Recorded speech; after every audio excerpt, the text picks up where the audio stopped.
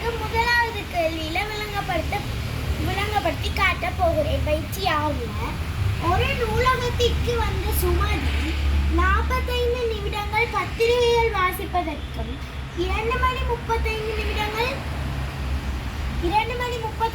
நிமிடங்கள் புத்தகங்கள் வாசிப்பதற்கும் செலவிட்ட பின் சிற்றுண்டி சாலை சென்று 35 நிமிடங்கள் செலவு செய்த பின் மாலை 3:30 மணிக்கு நூலகத்திலிருந்து புறப்பட்டார்.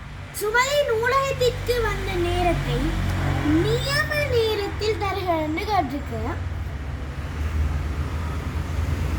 அப்ப நாங்க இதை 3:30 நியம நேரத்துக்கு மாற்றுவோம். மாத்தினா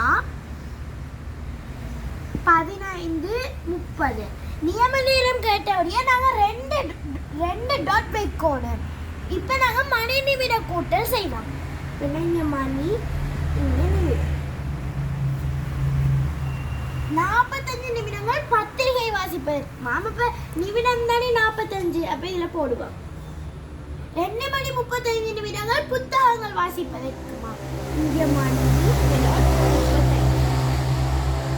சிற்றுண்டி சாலை சென்று 35 நிமிடங்கள் செலவு செய்தாராம். கூட்டம் 5 5 10 5 15 5 எழுதி ஒரு மிச்சம் 4 3 7 3 10 3 11. இது 60 விட கூடிட்டு தானே. அப்ப நாங்க இந்த 5 இதுல போடலாம். அப்ப இந்த 11 பார்க்கணும். இப்ப 11லேருந்து 6 கழிக்கணும். கழிச்சா 11லேருந்து 6 கழிச்சா எத்தனை 5. அப்ப இங்க 5 போடணும். இங்க ஒன்றை கூட்டணும். அப்ப 3. அப்ப 3:55 எங்களுக்கு வந்துட்டு. இனி இந்த 15 30 நியம நேரத்துல கண்ணனாங்க தானே.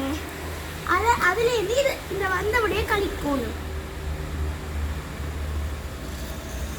இது பாருங்க 60 விட இத கூடி இருக்கு. இதுல இருந்து இதை கழிக்கலாது. அப்ப 60ஓட 30 கூட்டணும்.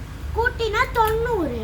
90ல இருந்து 55 கழிச்சா 10ல 5 போனா 5, 8ல 5 போனா 3, இங்க 35. இங்க இருந்து நாங்க 60 நிமிஷம் கடன் கொடுத்தனால இங்க 14,000.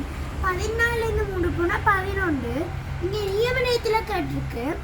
ஆனா இங்க முற்பகல் தானே இது. அப்ப முற்பகல் போடக்கூடாது. 11 2.35.